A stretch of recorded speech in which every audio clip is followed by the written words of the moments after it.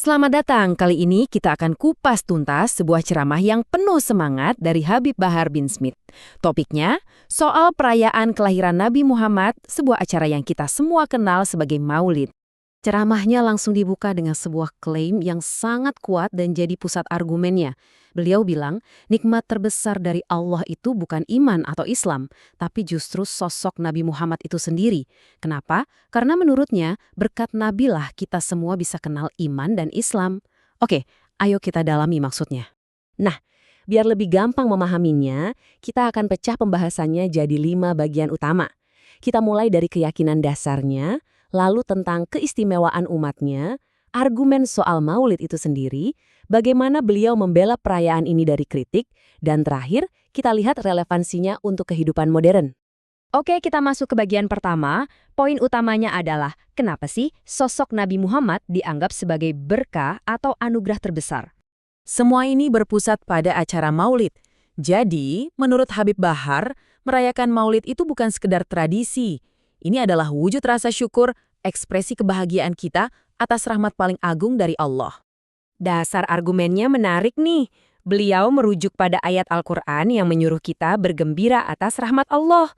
Nah, rahmat ini, menurut beliau, adalah Nabi Muhammad sendiri. Jadi logikanya, bergembira atas kelahiran Nabi itu, ya sebuah perintah langsung dari Tuhan. Oke, dari situ argumennya berkembang lebih jauh. Sekarang kita lihat bagian kedua. Setelah menetapkan keagungan Nabi, ceramah ini kemudian menegaskan betapa istimewanya para pengikut beliau yang disebut sebagai umat.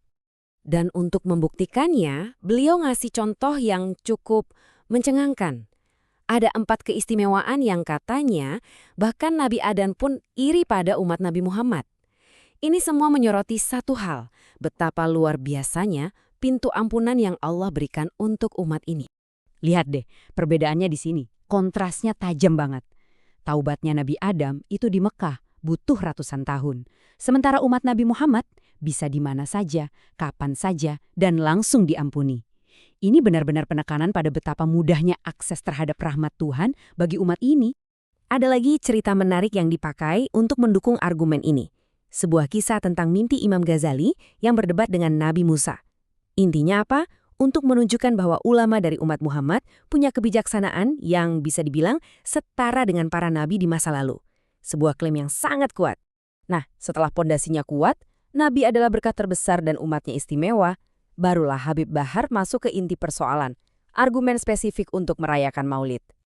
Dan argumennya ini nggak main-main. Beliau mengklaim kalau malam kelahiran Nabi itu adalah malam yang paling suci dari semua malam suci.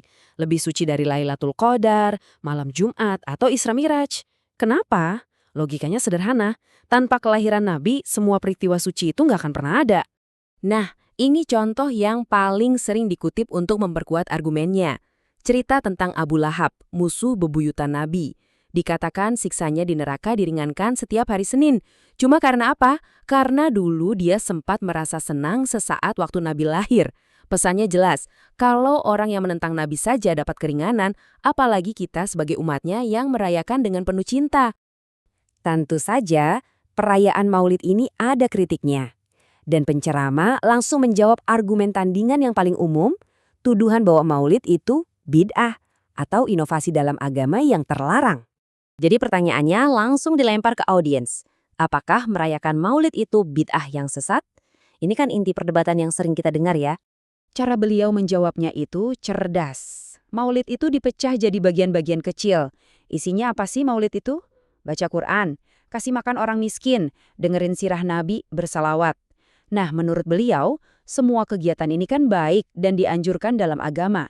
Jadi kalau setiap bagiannya baik, kenapa kalau digabungin jadi terlarang? Begitu logikanya. Bahkan beliau pakai kaidah hukum Islam, perintah untuk melakukan sesuatu berarti perintah juga untuk sarananya. Gampangnya gini, kalau menuntut ilmu itu wajib dan Maulid jadi sarana buat menuntut ilmu tentang Nabi, maka Maulid pun bisa jadi ikut wajib. Jadi Maulid itu bukan tujuan, tapi alat untuk mencapai tujuan yang lebih tinggi. Oke, setelah argumen teologis yang padat, di bagian akhir ceramahnya bergeser. Ini jadi semacam panggilan, sebuah ajakan bertindak yang sangat relevan dan cukup kritis untuk audiens zaman sekarang.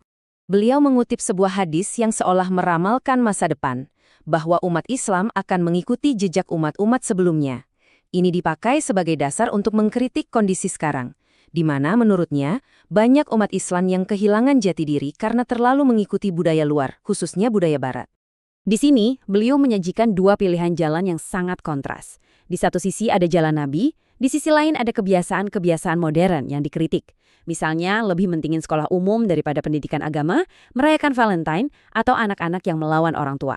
Intinya, ini adalah seruan keras bagi para orang tua untuk mengambil tanggung jawab atas krisis iman yang menurutnya sedang terjadi. Jadi, pesan penutupnya itu sangat jelas dan mendesak. Orang tua harus turun tangan, mendidik anak-anak mereka sesuai ajaran Nabi. Karena menurut beliau, masa depan umat ini ya bergantung pada generasi muda. Nah, kita sudah membedah argumen-argumen utama dari ceramah Habib Bahar. Dari sini muncul sebuah pertanyaan yang lebih besar yang mungkin relevan untuk banyak komunitas di seluruh dunia, bukan cuma di sini. Di tengah gempuran globalisasi, bagaimana sebuah komunitas bisa menemukan keseimbangan antara menjaga tradisi suci mereka dengan tuntutan perubahan budaya modern? Sebuah pertanyaan untuk kita renungkan bersama.